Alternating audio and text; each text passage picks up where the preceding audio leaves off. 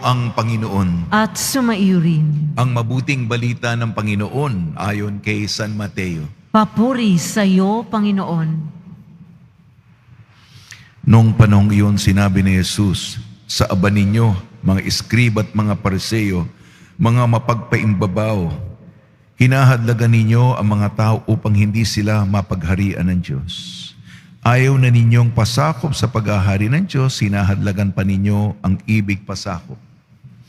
Sa aba ninyo, mga iskriba at mga Pariseo, mga mapagpainbabaw, inuubos ninyo ang kabuhayan ng mga babaeng balo at sinasangkala ninyo ang pagdarasal ng mahaba dahil dito'y lalo pang bibigat ang parusa sa inyo. Sa aba ninyo, mga iskriba at mga Pariseo, mga mapagpaimbabaw, nilalakbay ninyo ang karagatan at ginagalugad ang buong daigdig. Mahikayat lamang kayo ng kahit isang hentil sa pananampalatayang Hudyo. At kung hinihikayat na ginagawa ninyong masahol pa kaysa inyo, kaya't nagiging ibayo ang dahilan para siya'y parusahan sa impyerno. Sa aba ninyo, mga bulag na taga-akay, itinuturo ninyo na kung ipanumpa ninuman ang templo, walang anuman ito.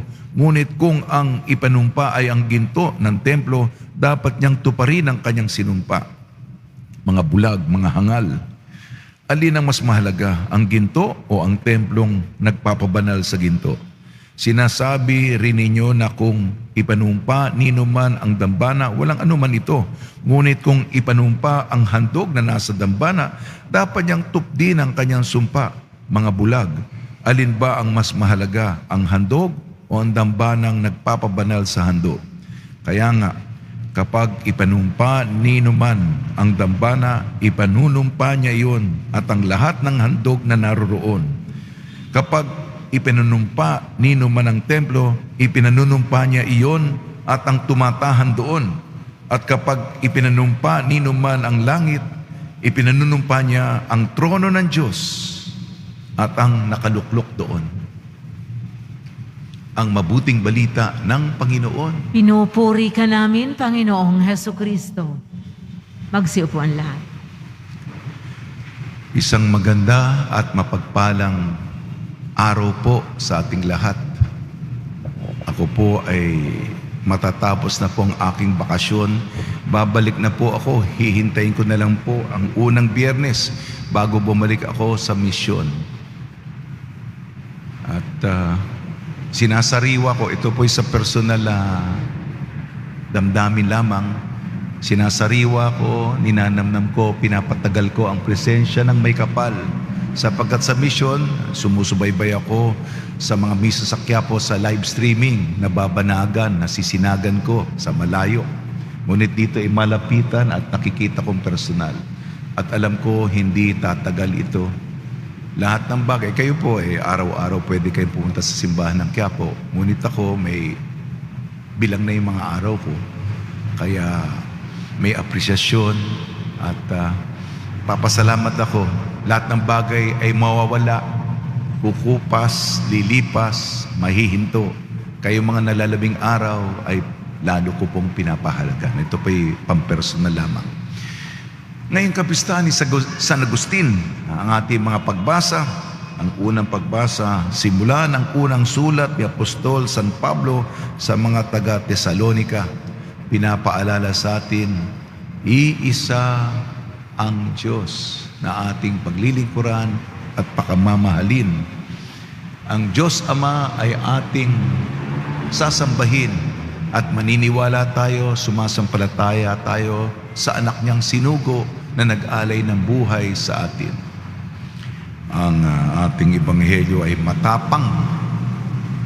Patama ito sa mga katulad ko, mga may katungkulan o may responsibilidad na binigyan ng mataas na posisyon o kahit anong posisyon sa simbahan, mga reliyosong otoridad. Dito, galit na galit si Jesus sa mga eskriba at mga Pariseo, sapagkat para bang nawala na sa tamang lugar ang pamamalakad ng mga reliyosong otoridad noon. Mas mahalaga yung handog, mas mahalaga yung kolekta, mas mahalaga yung mga alay. Siyempre, kailangan din mabuhay yung institusyon, pero pinapahalaga ni Jesus ang templo, ang bahay ng Diyos. Ito ay bahay ng Diyos. Dito ang presensya ng Diyos. Dito siya nananahan. Ito ang kanyang tahanan. Totoo, mahalaga yung mga contribution, mga abuloy, ngunit mas ang sentro, ang pundasyon, ang pinaka-esensyal, ang pinakadiwa ay nandito sa ating piling ang Diyos. Yun ang pinaka-basihan ng lahat. Lagi niyang sinasabi sa kanila, mga Parisi at mga Skriba, mga mapagpaimbabaw, mga mabababaw, ang babaw-babaw, hindi malalim ang kaugnayan sa Diyos. Superficial. Superficial. Yung sa Ingles, superficially, ay surfacial, hanggang balat lamang. Kaya balat kayong lahat, di ba? Balat kayo. Balat kayong lahat. Hanggang balat lamang, hindi nanunood sa pinakailalim o pinakaloob.